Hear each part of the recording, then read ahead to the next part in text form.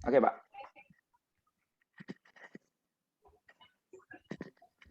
Selamat siang, Pak Nenang. Mohon maaf, agak lambat nih Pak untuk ngirim videonya. Berhubung saya dan Pak Eko ini juga masih di luar Jakarta. Ini menyepakati waktu bersama karena semua masing-masing punya tugas nih Pak. Jadi mohon maaf agak terlambat dan terima kasih Pak Nanang bisa mengextend kami untuk mengirimkan video. Alhamdulillah kami bisa berkumpul di sore ini bertiga Pak dari kelompok 1 untuk mempresentasikan sistem pemilihan karyawan berprestasi yang kami buat selama ini Pak. Baik Pak, ini kami mengambil temanya adalah sistem pemilihan karyawan berprestasi di PT Indra Karya Persero, di mana kami kelompok 1 terdiri dari saya sendiri, Dani, kemudian Pak Eko Budiono, dan Pak Iwan Pratama. Selain pandang untuk paparan kami Pak dari background perusahaan PT Indra Karya, kemudian latar belakang kami pemilihan judul yang kita ambil bersama, kemudian ada analisa perancangan sistem pengambilan keputusan, serta komentar dan kesimpulan.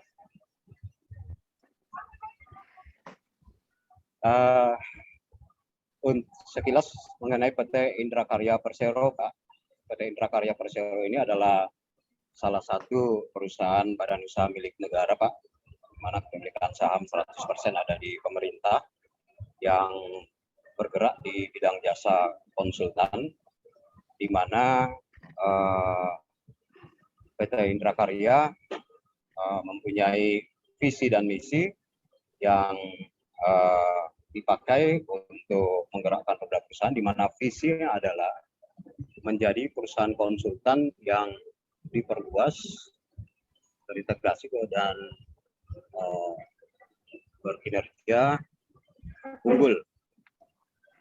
Nah, yang unggul. Sedangkan misinya adalah salah satunya adalah membangun SDM yang berakhlak.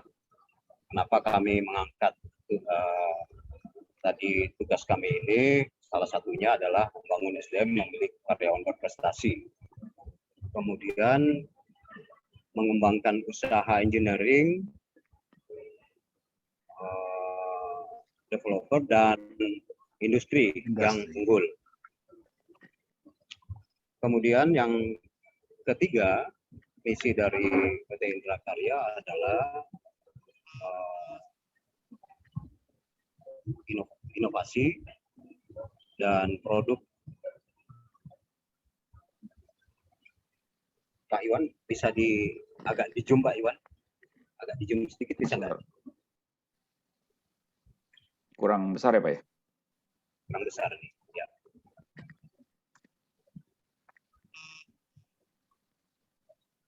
Baik, maaf Pak Nanang, ini agak kurang karena kami agak berjauhan bersama teman-teman nih. Jadi misi ketiga dari PT Indra Karya adalah inovasi berkelanjutan atas produk dan proses untuk terciptanya kepuasan pelanggan. Kayak tadi aja Pak. Kebaca Pak, agak tadi ya. Kebaca tadi Pak. Ya. Ini. Kemudian yang keempat adalah melakukan transformasi budaya digital. Sedangkan misi yang kelima adalah menjalankan perusahaan dengan BCG. Nah, salah satu misi tadi ini adalah pencapaian sehingga dibuatlah sistem penilaian karyawan berprestasi tadi. Nah, dalam menjalankan roda perusahaan, PT Indra Karya menganut budaya akhlak sebagaimana budaya yang ditetapkan oleh Kementerian Badan Usaha Milik Negara, sehingga diharapkan seluruh insan-insan PT Indra Karya dapat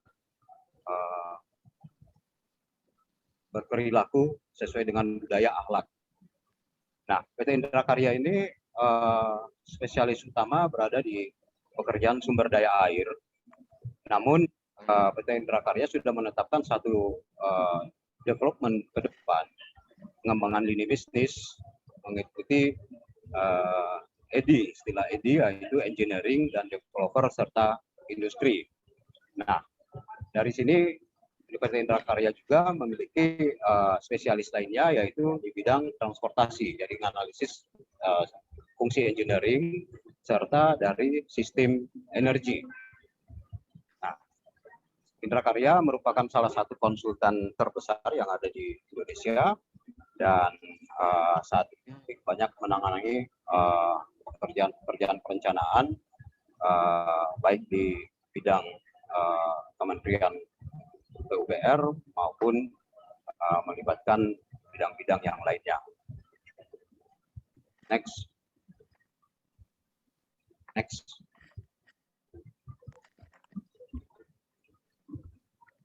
Adapun latar pemilihan judul kami mengenai pemilihan karyawan berprestasi menggunakan sistem informasi manajemen, di mana tujuan pemilihan meliputi satu adalah penilaian karyawan berdasarkan absensi, cuti, dan beban kerja karyawan. Kemudian yang kedua, hasil penilaian akan ditampilkan dalam bentuk perkaryawan dan per divisi dari tim human capital atau biasa disingkat HC kepada direksi, dalam hal ini ditangani oleh Direktur SDM. Kemudian yang ketiga, memberikan apresiasi kepada karyawan yang sudah sesuai dengan harapan perusahaan berdasarkan kriteria yang sudah ditentukan. Klasifikasi yang akan muncul didapatkan per orang dan per divisi terkait. Sistem tersebut yang nantinya kita sebut dengan sistem penilaian karyawan berprestasi atau biasa disingkat dengan SPKD pada jajaran human capital. Baik Pak Nanang, sekilas pandang untuk gambaran daripada perusahaan PT Indrakarya telah kami sampaikan. Selanjutnya akan dilanjutkan presentasi oleh Pak Eko untuk flowchart, kemudian use case diagram serta DFD-nya. Silakan Pak Eko. Terima kasih Pak Dani atas penjelasan latar belakang dari perusahaan, kenapa perusahaan PT Indrakarya memilih sistem penilaian ini menjadi case ya pada mata kuliah sistem informasi manajemen. Dan perlu kami sampaikan juga sebagian memang kami cuplik, salah satunya adalah sistem pemilihan karyawan berprestasi yang merupakan bagian rangkaian dari keseluruhan untuk mewujudkan sumber daya manusia yang berakhlak dan berkinerja unggul. Baik Pak Nanang, kami akan menjelaskan mengenai flowchart sistem pemilihan karyawan berprestasi PT Indrakarya, ya, yang sebelah kiri mulai dari start, kemudian setiap kandidat nanti akan memasukkan atau input data, baik itu data karyawan, sehingga nanti di situ setiap kandidat akan mengetahui kualifikasinya. Kemudian dari sisi proses ini tadi akan dilakukan evaluasi kandidat, ya, oleh HC. Sehingga nanti human capital dalam hal ini di unit human capital akan mengevaluasi ketentuan mengenai karyawan berprestasi, ya, yang intinya adalah kualifikasi tersebut berupa jam kehadiran, hari kehadiran, kemudian jumlah jam lembur dan jumlah cuti yang sudah diterima oleh karyawan tersebut. Kemudian dari sisi evaluasi kualifikasi oleh HC, maka akan disampaikan rekomendasi oleh human capital atau dalam hal ini di BOD-1 ya, untuk menyampaikan evaluasi tersebut yang nantinya akan menjadi summary dari kandidat-kandidat yang sudah masuk pada kategori kandidat yang berprestasi. Dan dari hasil ini apabila kandidat tersebut menjadi calon berprestasi ini tadi akan direkomendasikan kepada direksi. Dan kalau seandainya kategori klasifikasi tersebut tidak masuk, maka akan kembali ke atas menjadi rekomendasi hasil lagi. Kemudian apabila dari rekomendasi hasil ini masih belum bisa memenuhi, akan naik lagi menjadi evaluasi kandidat, dan kandidat akan melakukan perbaikan terhadap kinerja dari kandidat tersebut ya, ataupun karyawan tersebut.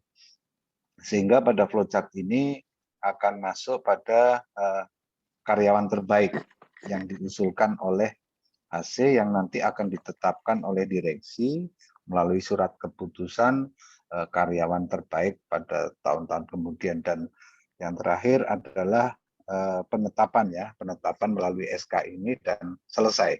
Artinya setiap tahun akan terjadi perubahan karyawan mana saja yang berprestasi. Syukur-syukur setiap karyawan yang sudah berprestasi terus meningkatkan kinerjanya. Kemudian di sebelah kanan, use case diagram ini kalau kami menyampaikan ini ada 3 pelaku dalam proses pemilihan karyawan berprestasi, yaitu pertama adalah karyawan. Kemudian yang kedua adalah unit HC ataupun divisi yang membidangi human capital, dan yang ketiga adalah direksi. Use case diagram ini menunjukkan bahwa activity dari masing-masing ini terlihat melalui tanda panah yang ada pada diagram tersebut. Pertama adalah karyawan. Karyawan akan melakukan login, kemudian dia akan mengetahui hasil proses seleksi setelah karyawan tersebut mengisi data karyawan, mengisi semua identitas karyawan tersebut, termasuk kehadiran, jumlah kehadiran, hari kehadiran, jumlah cuti yang sudah diambil, dan lain sebagainya. Kemudian karyawan ini juga memiliki hak untuk bisa melihat hasilnya. Kemudian di saat dia sudah mengetahui hasilnya, maka dia bisa melakukan logout. Dari sisi HC, aktor HC ini, hampir semua activity dari mulai login sampai logout, ini dia mengikuti. Artinya di situ mulai dari data karyawan, apakah ini sudah benar, kemudian kualifikasi seleksinya bagaimana, kemudian data alternatifnya apabila karyawan yang terjadi di sana itu tidak terjadi, harus diganti dengan data yang lain, sampai kepada proses seleksi. Kemudian pada keputusan pun dia juga unit HC ini bisa melihat keputusan yang sudah diambil oleh direksi. Kemudian dari sisi pengumuman hasil pun HC juga akan melihat ataupun bisa mendapatkan proses pengumuman hasil yang sudah dicapai dan logout. Kemudian peran activity aktor yang ketiga adalah direksi.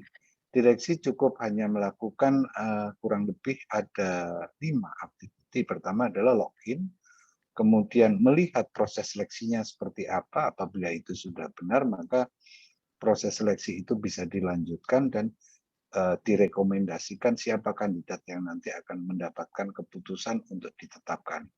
Kemudian direksi pun juga bisa melihat pengumuman hasil dari apa yang sudah diputuskan dan kemudian logout. Kualifikasi crewnya adalah ada sebelah kanan, di mana kualifikasi seleksi ini meliputi jumlah jam kehadiran. Ini juga menjadi bagian poin penting untuk menilai karyawan tersebut. Kemudian hari kehadiran itu juga menjadi bagian penilaian. Terus kemudian jumlah jam lembur dan jumlah cuti yang diambil dalam satu periode. Lanjut Pak Iwan. Dari sisi data flow diagram kami membagi per masing-masing level. Mohon bisa dibesarkan Pak, Besar, Pak Iwan. Ya. kurang Pak. Lagi Pak. Oke Pak, terima kasih. Dari level 0 DFD ini, pemilihan kandidat ini ada 3 aktor, kami menyederhanakan, yaitu sebelah kiri adalah HC, kemudian di tengah itu adalah proses pemilihan kandidatnya, kemudian di sebelah kanan itu ada aktor direksi. Kemudian dari sisi atas, data hasil rekomendasi itu akan menjadi bagian yang nanti masuk dalam pemilihan kandidat. Pada posisi HC ini, hasil rekomendasi ini akan disampaikan pada proses kandidat. Kemudian hasil pemilihan kandidat ini akan kembali lagi kepada aktor HC, hasil seleksi kualifikasi. Serta dari sisi direksi aktornya, kita melihat bahwa pemilihan kandidat ini juga direkomendasikan oleh direksi, dan direksi akan melihat hasil rekomendasi ataupun hasil seleksi kualifikasi yang didapat. Kemudian dari sisi lain dari karyawan ini ada data hasil rekomendasi yang nanti juga akan masuk kepada proses pemilihan kandidat, sehingga data hasil seleksi ini pun juga bisa dilihat oleh karyawan di level 0. Kemudian di level 1, proses 1, kami menjabarkan antara HC dengan karyawan. Pada proses DFD level 1, proses 1 ini, kami membagi aktornya karyawan dengan unit HC. Dalam hal ini divisi yang menangani human capital. Di sini diwujudkan bahwa proses HC akan melakukan pada tahap pertama adalah pendataan karyawan. Dalam hal ini data karyawan akan melakukan data atau mendaftarkan ataupun memasukkan data diri, kemudian data timesheet-nya, data absensi, dan data cuti sebagai bentuk wadah di dalam pendataan karyawan yang nantinya akan dievaluasi oleh HC berupa di sini di bulatan yang kedua berupa pemilihan karyawan. Kemudian dari HC akan menentukan siapa kualifikasi yang masuk data karyawan itu yang terbaik dalam hal ini. Sehingga nanti di situ HC akan mendapatkan proses pemilihan karyawan ini melalui data karyawan yang sudah di-input oleh karyawan tersebut. Sehingga di sini HC akan melihat atau pemilihan karyawan ini akan mengeluarkan beberapa rekomendasi karyawan sebagai data hasil yang terbaik dari karyawan yang sesuai dengan kualifikasi tersebut.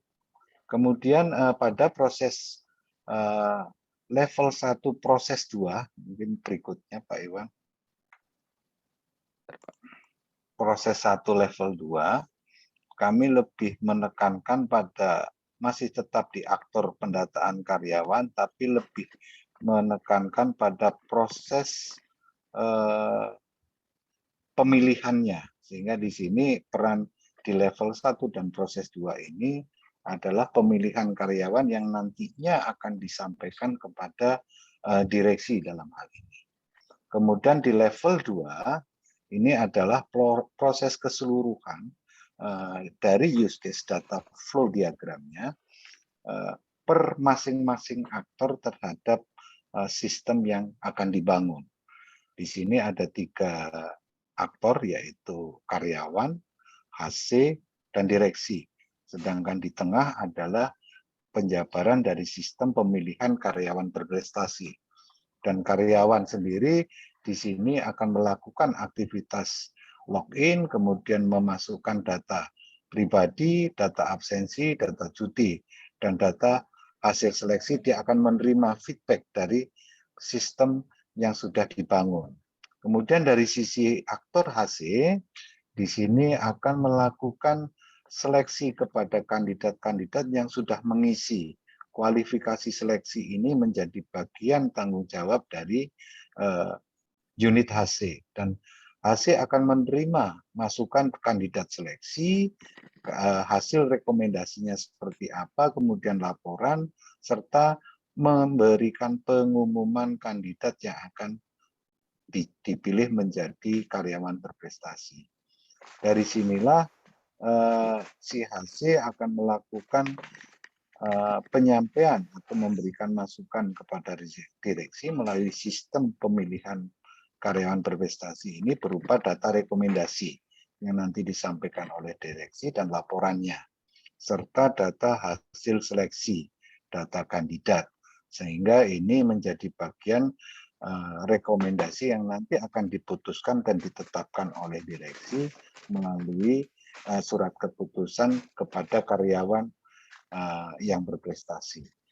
Kurang lebih itu yang kami sampaikan dari flowchart, kemudian use case-nya dan DFD-nya. Kami sampaikan demikian, mungkin dilanjutkan Pak Iwan untuk mock up-nya Pak. Kami silakan Pak Iwan. Baik, Pak Eko, terima kasih Pak Dani. Pak Nanang, saya mencoba menyampaikan mengenai mock up. Nah, mock up yang diminta seperti Bapak kemarin kan kita menjelaskan ini per aktornya nih Pak. Jadi seperti yang disampaikan tadi, aktornya ini ada 3, karyawan, HC, dan direksi. Untuk mock up karyawan, seperti yang tertera tadi di use case-nya, karyawan hanya bisa login, dia hanya bisa memantau, kemudian ada bisa melihat juga hasilnya, kemudian lockout. Nah, mock-up-nya ini tertera seperti ini, Pak. Dia bisa login, dia bisa mengisi input data dan segala macam, sampai dengan lockout. Ini mock-up untuk karyawan. Kemudian kalau yang selanjutnya, di bagian HC, nah, human capital ini karena memang seluruh proses pihak HC ini harus mengikuti dari awal, dari login sampai dengan lockout, maka tampilan mockup-nya adalah seperti ini Pak. Dari mulai login, dia mensummarikan data-data karyawan, mengajukan penilaian, mengajukan prosesnya juga ke direksi, melihat proses seleksinya sampai sejauh mana, apakah pihak direksi juga sudah mengambil keputusannya, menetapkan, dan sampai dengan lockout. Ini untuk di HC-nya, jadi memang sangat panjang. Kemudian di level yang terakhir adalah di mockup-nya direksi. Nah, direksi ini seperti yang tadi Pak Eko sampaikan, itu ada login, memantau prosesnya, menetapkan hasilnya, kemudian lockout. Nah, ini contoh mockup-nya.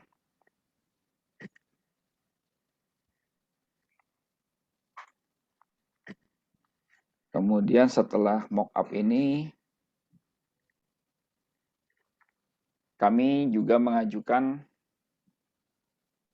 pertanyaan-pertanyaan kepada para aktor. Jadi dalam hal ini kami meminta komentar dari perwakilan direksi, dalam hal ini Pak Eko sendiri. Nah, Pak Eko ini memberikan penilaian bahwa sistem penilaian karyawan berprestasi ini merupakan implementasi dari kegiatan evaluasi karyawan sesuai dengan RJPP perusahaan dan visi misi perusahaan. Kemudian kita juga minta komentar dari perwakilan dari Human Capital. Jadi menurut beliau ini SPKB ini akan mempermudah officer penilaian yang selama ini masih menggunakan perhitungan melalui Excel.